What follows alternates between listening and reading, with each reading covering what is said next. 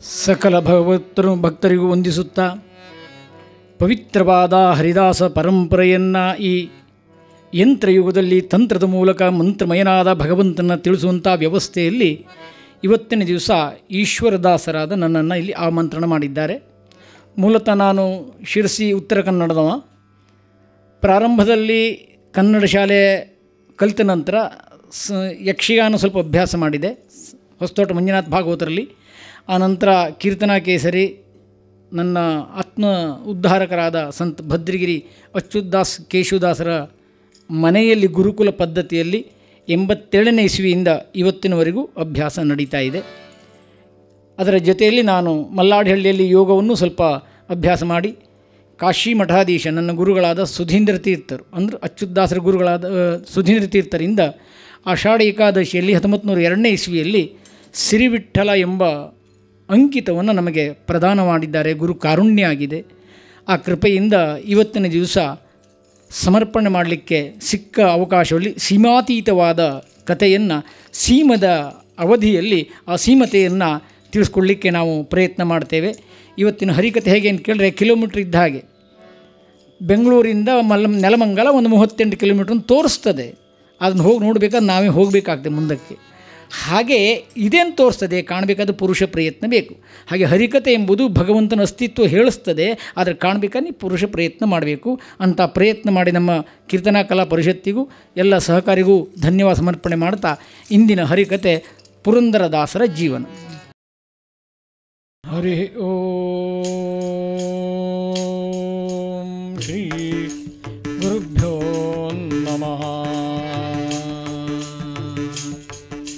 ಹಿರಣ್ಯಗರ್ಭಾದಾರಬ್ಧಂ ಶೇಷವ್ಯಾಸಾದಿಮಧ್ಯಮಾ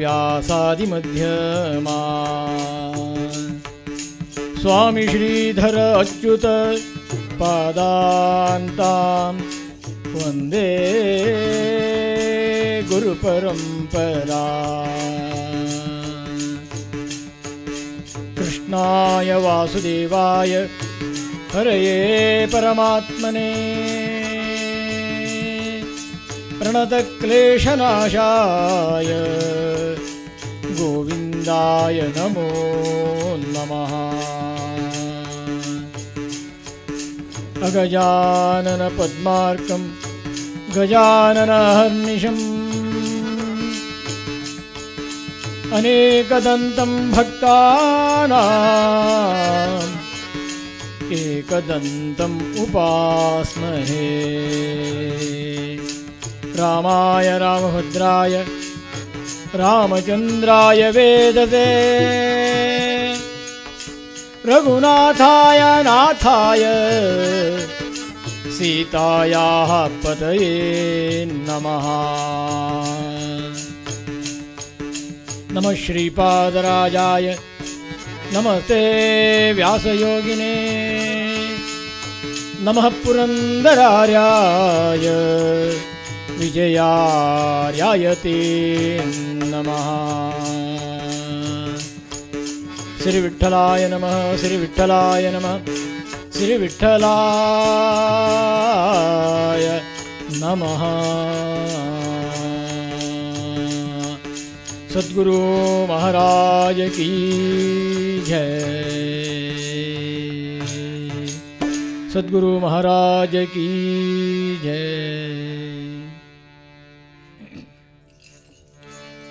ಹಿಂದೆ ರಾವಣ ತಾನು ವಂದಿಸದೆ ಗಜಮುಖನ ಹಿಂದೆ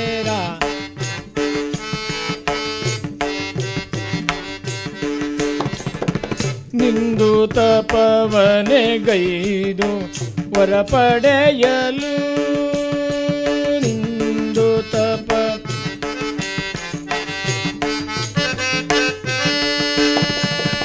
ಒಂದು ನಿಮಿಷದಿ ಬಂದು ವಿಘ್ನವನು ಆಚರಿಸಿ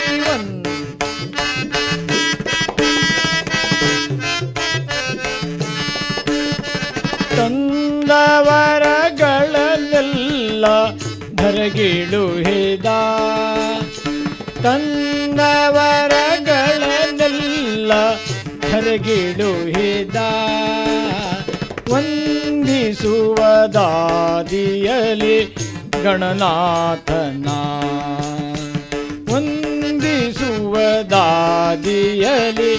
ಗಣನಾಥನ ಇಂದು ಜಗವೆಲ್ಲ ಉಮಾ ನಂದನನ ಪೂಜಿಸಲು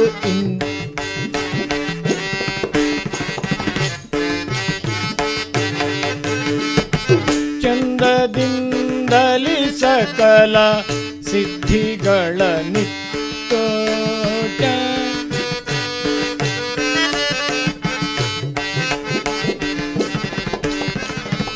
ತಂದೆ ಶ್ರೀ ಪುರಂದರ ವಿಠಲನ ದಯದಿಂದ ತಂದೆ ಶ್ರೀ ಪುರಂದರ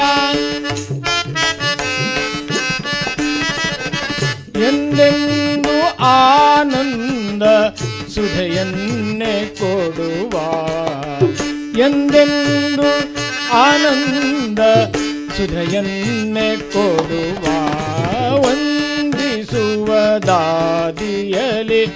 ಗಣನಾಥನ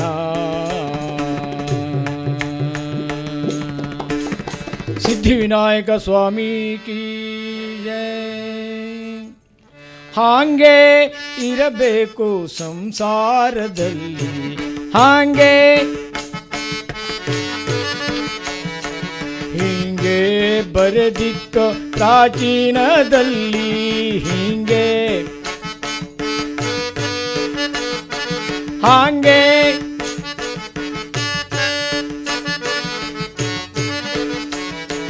ಹಕ್ಕಿಯು ಬಂದಿತ್ತು ಅಂಗಳದಲ್ಲಿ ಹಕ್ಕಿಯು ಬಂದಿತ್ತು ಅಂಗಳದಲ್ಲಿ ಅಕ್ಷಣ ಹಾರಿತು ಆಕಾಶದಲ್ಲಿ ಅಕ್ಷಣ ಹಾರಿತು ಆಕಾಶದಲ್ಲಿ ಹಾಂಗೆ ಹಾಂಗೆ ಇರಬೇಕು ಸಂಸಾರದಲ್ಲಿ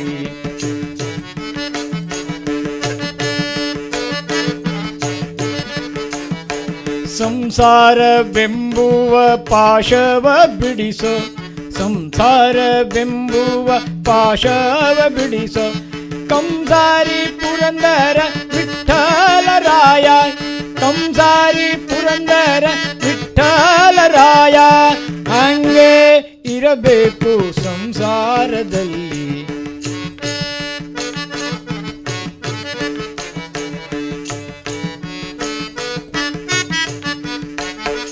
ಮಾನವನಾಗಿ ಹುಟ್ಟಿದ ಮೇಲೆ ಬ್ರಹ್ಮಚರ್ಯ ಗೃಹಸ್ಥ ವಾನಪ್ರಸ್ಥ ಸನ್ಯಾಸ ಎಂಬ 4 ಭಾಗಗಳು.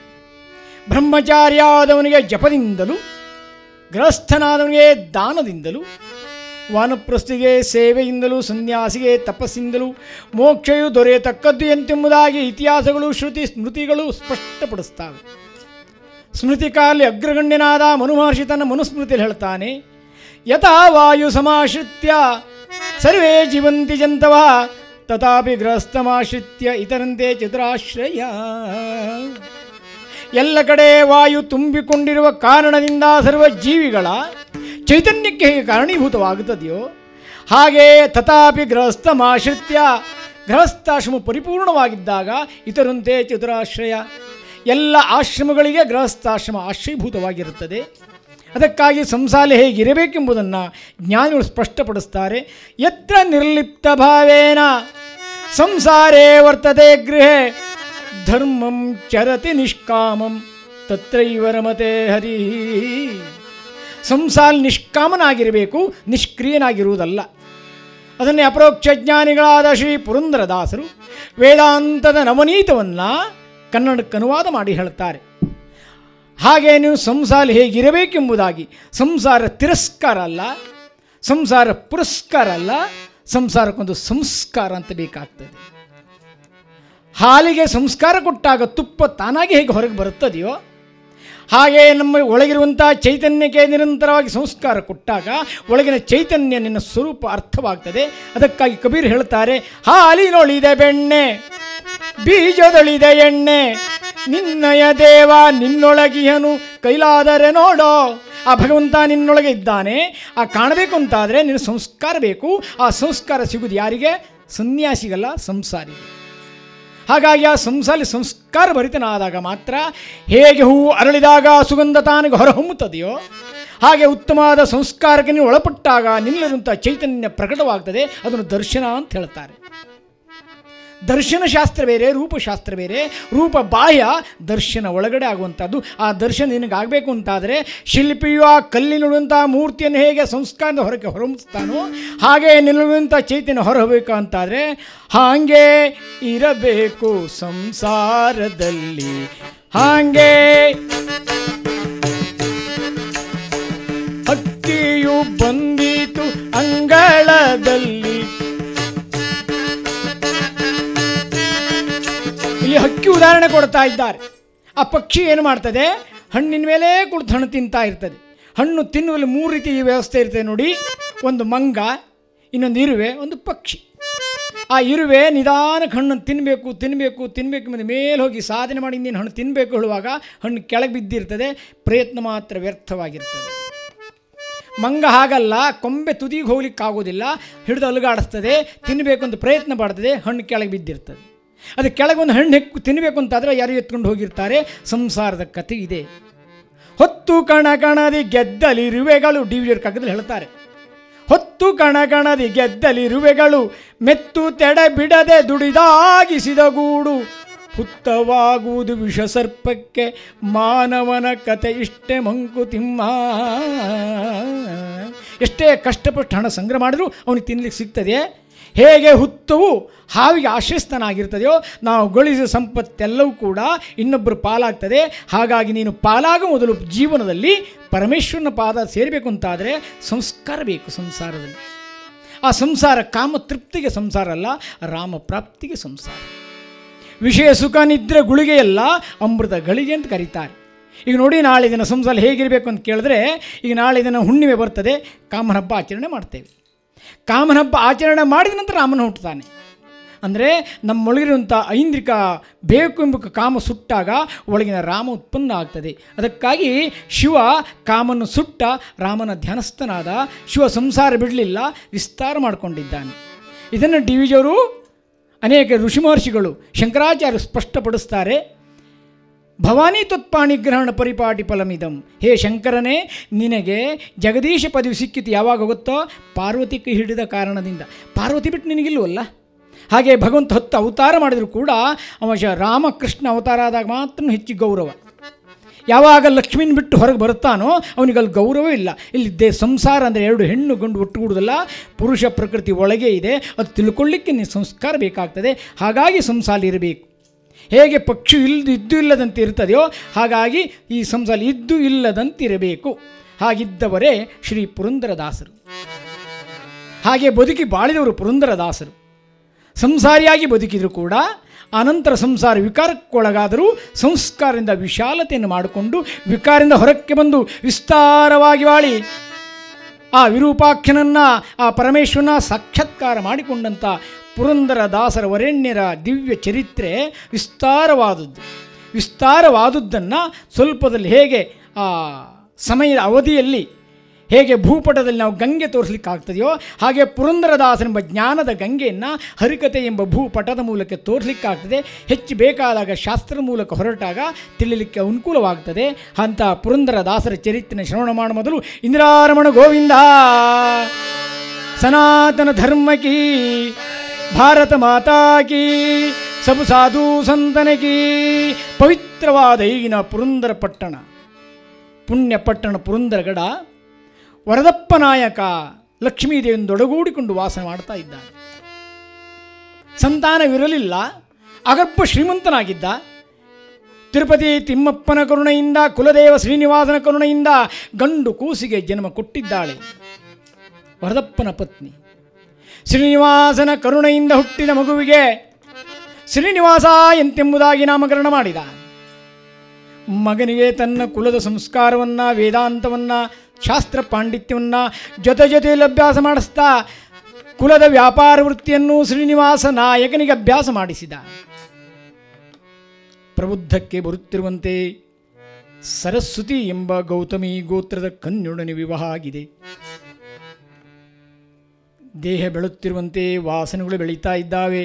ಜನ್ಮ ಜನ್ಮದ ಪ್ರಾರಬ್ಧವೋ ಏನೋ ಗೊತ್ತಿಲ್ಲ.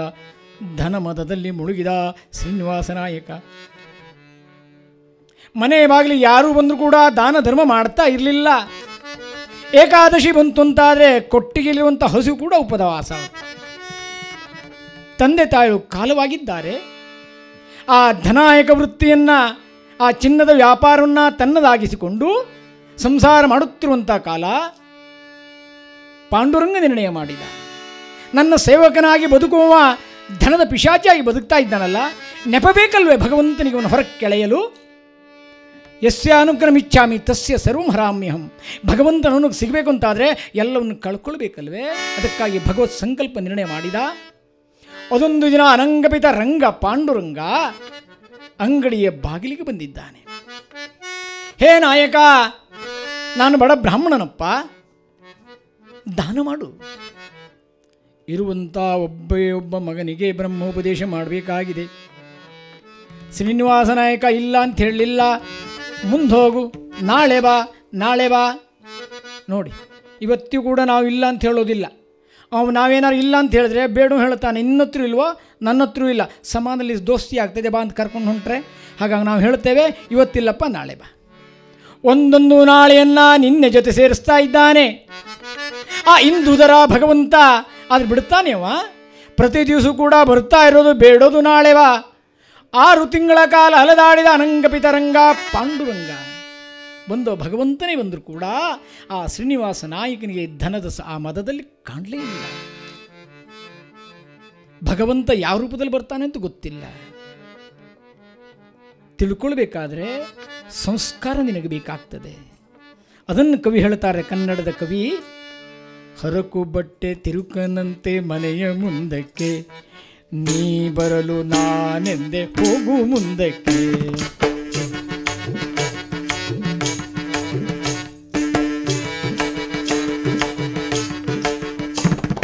ಹೊಳೆವ ಹೊನ್ನ ತಟ್ಟೆಯಲ್ಲಿ ಮುತ್ತು ರತ್ನಗಳನ್ನು ಚೆಲ್ಲಿ, ಪೂಜೆಗೆಂದು ಸಂಜೆಯಲ್ಲಿ ಗುಡಿಗೆ ಹೋದೆನು. ಅಯ್ಯ ಗುಡಿಯ ಪೀಠದಲ್ಲಿ ಮೂರ್ತಿ ಇಲ್ಲ ದೇವರಲ್ಲಿ, ಹರಕು ಬಟ್ಟೆ ತಿರುಕನಲ್ಲಿ ನೀಲನಾದನು. ನೋಡಿ, ಮಹಾರಾಷ್ಟ್ರ ಸಂತ ಹೇಳ್ತಾರೆ, ದೇವಾಲಯದ ಯಾವ ಚಿತ್ತ, ದೀನಾಲಯದ ಯಾವ ವಿತ್ತ. ಭಗವಂತನಿಗೆ ಚಿತ್ತ ಕೊಡಬೇಕು, ದೀನರಿಗೆ ವಿತ್ತವನ್ನು ಕೊಡಬೇಕು. ಆದರೆ ಶ್ರೀನಿವಾಸ ನಾಯಕ ಅದೆಲ್ಲವನ್ನು ಕಳ್ಕೊಂಡಿದ್ದಾನೆ. ಆದರೂ ಬಿಡಲಿಲ್ಲ. ಹೇ ನಾಯಕ, ಹಿಂದೇನಾದರೂ ನೀನು ದಾನ ಕೊಡದೇ ಇದ್ದರೆ ನಿನ್ನ ಅಂಗಡಿಯ ಬಾಗಿಲಲ್ಲಿ ಬಿದ್ದು ಪ್ರಾಣ ಬಿಡುತ್ತೇನೆ ಅಂತ ಅಂದ್ಬಿಟ್ಟ. ಈಗ ನಾಯಕನಿಗೆ ಸಮಸ್ಯೆ ಆಯಿತು, ಸಂದೇಹ ಬಂತು.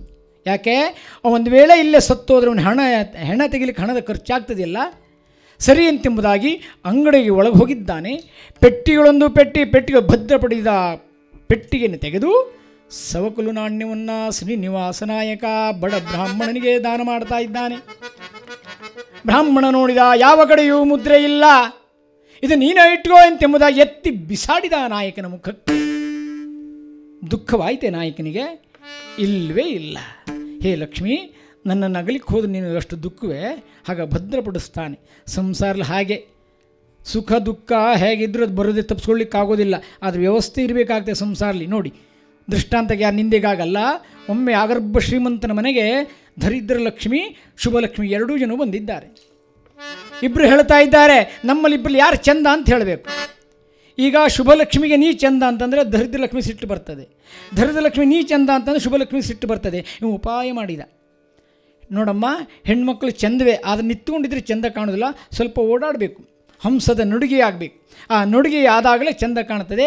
ಹಾಗಾಗಿ ಸ್ವಲ್ಪ ದೂರ ನನ್ನ ಮನೆಯ ಬಾಗಿಲಿಂದ ಅಲ್ಲಿ ದೂರದಿಂದ ನೀವು ನಡ್ಕೊಂಡು ಬಂದು ನಾನು ಹೇಳ್ತೇನೆ ಸರಿ ಎಂತೆಂಬುದಾಗಿ ಆ ಶುಭಲಕ್ಷ್ಮಿ ಅಶುಭಲಕ್ಷ್ಮಿ ಇಬ್ಬರು ನಡ್ಕೊಂಡು ಹೋಗುವಾಗ ಪುನಃ ಒಂದು ಪ್ರಶ್ನೆ ಮಾಡ್ತಾ ಇದ್ದಾರೆ ಲಕ್ಷ್ಮಿಗಳು. ಏನಪ್ಪ ನಾವು ಹೇಗಿದ್ದೇವೆ? ನೋಡಮ್ಮ, ಶುಭಲಕ್ಷ್ಮಿ ನೀನು ಬರುವಾಗ ಚಂದ, ಅಶುಭಲಕ್ಷ್ಮಿ ನೀವು ಹೋಗುವಾಗ ಚಂದ. ಸುಖ ದುಃಖ ಸಮಯಕೃತ್ವ ಲಾಭಾಲಾಭವು ಜಯ ಆಗಮಾಪಾಯಿ ನೋ ನಿತ್ಯಂ ಸ್ಥಾಂತಿ ಶಿಕ್ಷಿಸ್ವ ಭಾರತ. ಗೀತೆ ಹೇಳ್ತಾನೆ ಭಗವಂತ. ಈ ಸುಖ ಬರ್ತದೆ ಹೋಗ್ತದೆ. ಪುನರಪಿ ಜನನಂ ಪುನರಪಿ ಮನನಂ. ಈ ಸಂಸಾಲಿ ಪುನಃ ಚಕ್ಕಂದು ಬಿಡಿಸ್ಕೊಳ್ಬೇಕು ಅಂತಾದರೆ ಸಂಸ್ಕಾರ ಬೇಕಲ್ವೇ? ಬ್ರಾಹ್ಮಣ ನಿರ್ಣಯ ಮಾಡಿದ.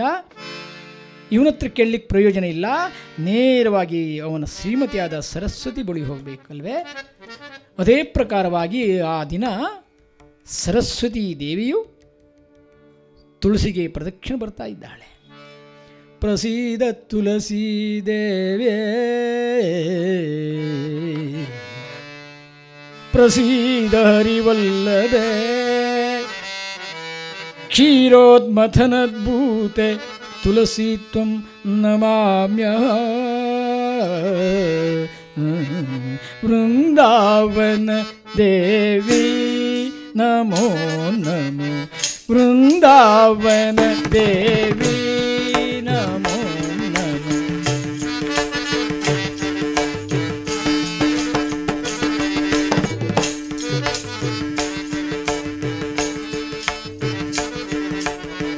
ಚಲ್ವ ಮಂದರ ಧರನ ಮನ ಪ್ರಿಯಳೇ ತಾಯೇ ಲಾಕ್ಷಾತ್ ಸಂವಿಧಾನವಿದ್ದಂತ ಮಂದರ ಧರನ ಮನ ಪ್ರಿಯಳೇ ಚಲ್ವ ಮಂದರ ಧರನ ಮನ ಪ್ರಿಯಳೇ ವೃಂದಾವನ ದೇವೇ ನಮೋ ನಮಃ.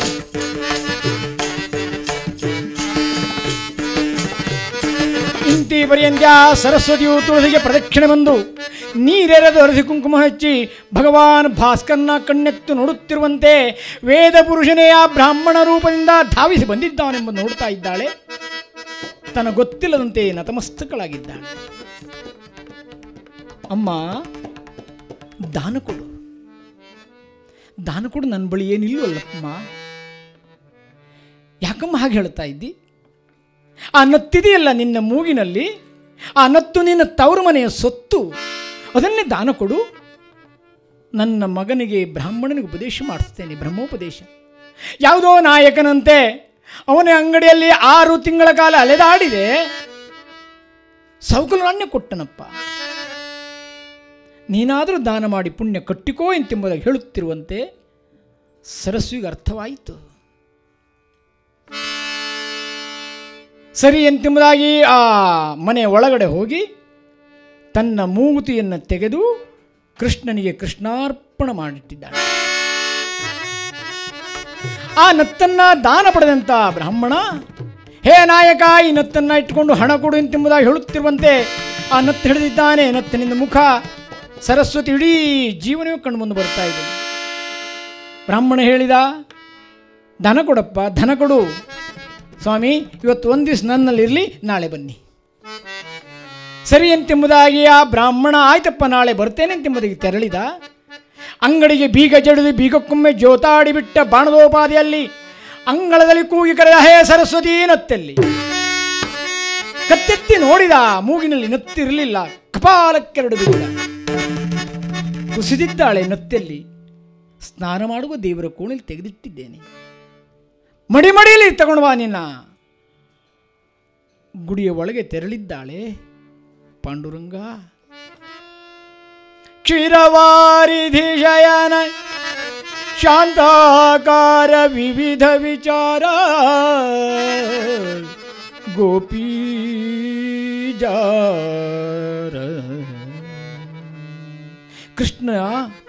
ಕೃಷ್ಣನಿಗಾಗಿ ಮೊರೆ ಹೋಗಿದ್ದಾಳೆ.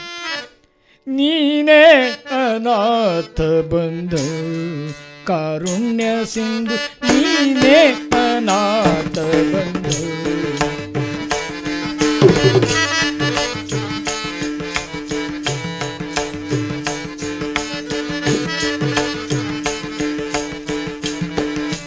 ಮದಗಜವೆಲ್ಲ ಕೂಡಿದರೇನು ಅದರ ಸಮಯಕ್ಕೊದಗಲಿಲ್ಲ. ಮದಗಜವೆಲ್ಲ ಕೂಡಿದರೇನು ಅದರ ಸಮಯಕ್ಕೊದಗಲಿಲ್ಲ. ಮದನನಯ್ಯ ಮಧುಸೂದನೆನ್ನಲು ಅತಿವೇಗದಿ ಬಂದೊದಗಿದೆ ಕೃಷ್ಣ, ನೀನೇ ಅನಾಥ ಬಂಧು.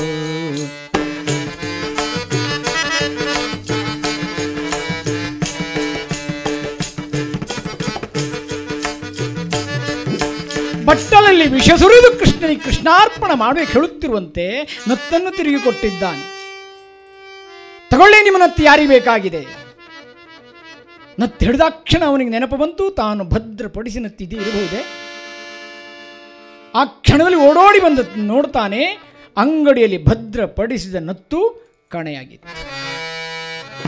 ಇಷ್ಟೆಲ್ಲ ಕಷ್ಟಪಟ್ಟು ಗಳಿಸಿದ ಸಂಪತ್ತು ಒಂದಲ್ಲ ಒಂದು ದಿವಸ ಹೀಗೆ ಆದರೆ ಅಂತ ಕ್ಷಣದಲ್ಲಿ ಪರಿವರ್ತಿತನಾಗಿದ್ದಾನೆ.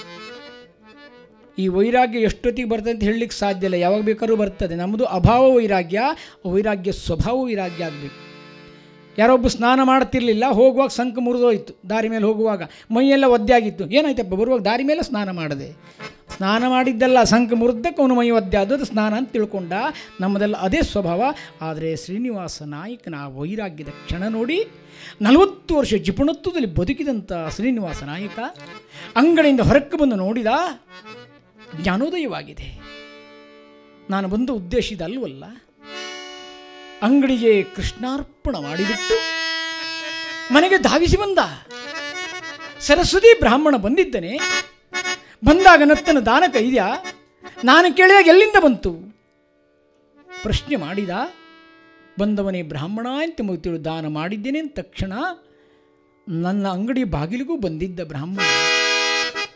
ನಾನು ಅಲೆದಾಡಿಸಿದೆ, ಹೇ ಸರಸ್ವತಿ, ಎತ್ತಪೋದನಮ್ಮ ವಿಪ್ರನ ಎಲ್ಲಿ ಹುಡುಕಲಮ್ಮ, ಎತ್ತಪೋದನಮ್ಮ ವಿಪ್ರನ ಎಲ್ಲಿ ಹುಡುಕಲಮ್ಮ.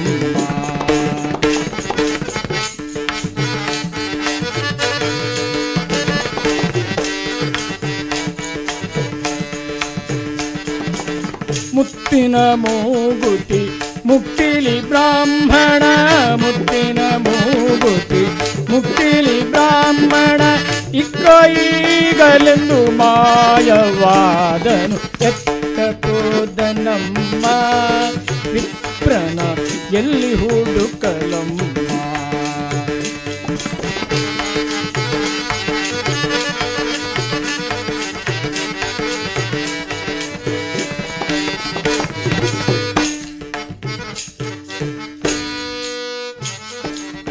ಮುತ್ತಿನ ಮೂಗುತಿ ಮುಕ್ತಿಲಿ ಬ್ರಾಹ್ಮಣ, ಮುತ್ತಿನ ಮೂಗುತಿ ಮುಕ್ತಿಲಿ ಬ್ರಾಹ್ಮಣ, ಇಕ್ಕೈಗಲೆಂದು ಮಾಯವಾದನು. ಎಲ್ಲಿ ಹೋದವ? ನೀನು ನೋಡಿದ್ಯಾ ಸರಸ್ವತಿ? ನೀನು ಕಂಡ ಬ್ರಾಹ್ಮಣ ನನಗೆ ತೋರಿಸು. ಎರಡೂ ಕರಗಳನ್ನು ಹಿಡಿದು ಕೇಳ್ತಾ ಇದ್ದಾನೆ. ಒಂದು ಕ್ಷಣದಲ್ಲಿ ಅದೇ ಕರದಿಂದ ಕೆನ್ನೆಗೆ ಬಾರಿಸಿದಂಥ ಶ್ರೀನಿವಾಸ ನಾಯಕ ಆ ಎರಡೂ ಕರಗಳಿಂದ ಸರಸ್ವತಿಯ ಕೈ ಹಿಡಿದು, ನೀನು ಕಂಡ ಬ್ರಾಹ್ಮಣ ನನಗೆ ತೋರಿಸು. ಅವನೇ ಪಾಂಡುರಂಗ. 6 ತಿಂಗಳ ಕಾಲ ಅಂಗಡಿಯ ಬಾಗಿಲಲ್ಲಿ ಅಲೆದಾಡಿದ. ನಾನು ಮರೆತಿದ್ದೇನಲ್ಲ, ನಿನ್ನ ಮೂಲಕ ಭಗವಂತನ ಕಾಣ್ತೇನೆ ಎಂಬುದಾಗಿ ಪತ್ನಿಯ ಪಾದಕ್ಕೆ ಕೆರಗಿದ ಶ್ರೀನಿವಾಸ ನಾಯಕ. ಆ ಕ್ಷಣದಲ್ಲೇ ತನ್ನ ಮಕ್ಕಳನ್ನು ಕೂಡಿಕೊಂಡು ಸಂಸಾರ ವಿಕಾರಜನ್ಯವಾದ ಸಂಸಾರನ ವಿಸ್ತಾರ ಮಾಡಿಕೊಂಡು, ಆ ಪತ್ನಿ ಕುಲ ಸಾವಿರವಾಗಲಿ ಗೋಪಾಳ ಬುಟ್ಟಿ ಹಿಡಿಸಿದಳಯ್ಯ, ಆದದ್ದೆಲ್ಲ ಒಳಿತೇ ಆಯಿತು.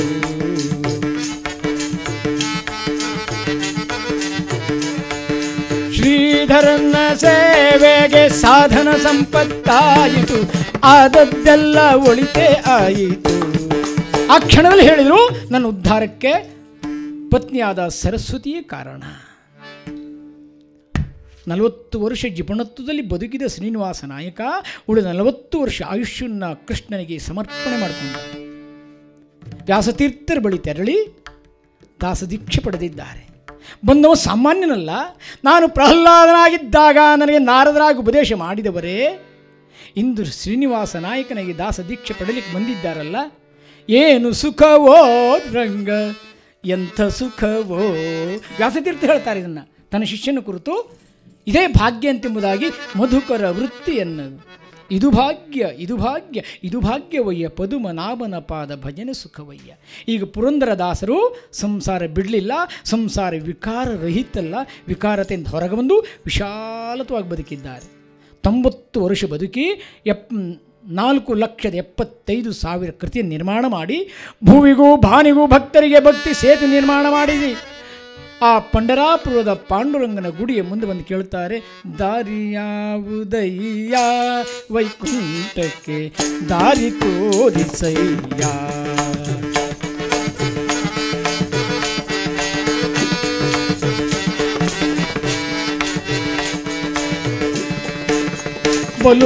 ಬಲುಭವದನುಭವದೆ ಕತ್ತಲೆಯಳು ಅಂಜುತೆ ನಡುಗಿ,